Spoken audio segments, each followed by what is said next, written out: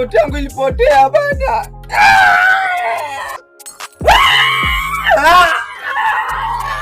Una nini kaka?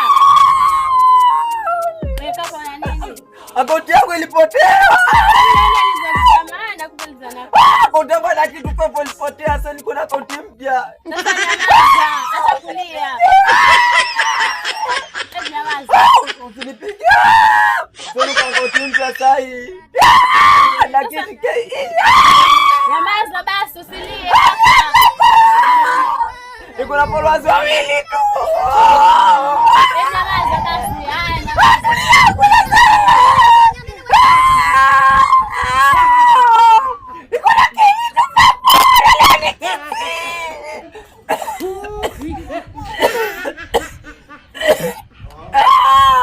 Nyamaza usilie.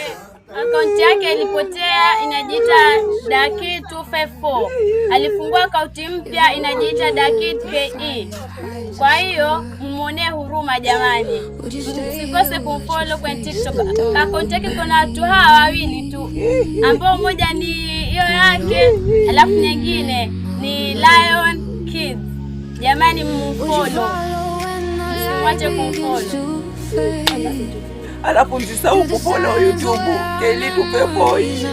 Kwaherini. Would you trust me when there's nothing left to say?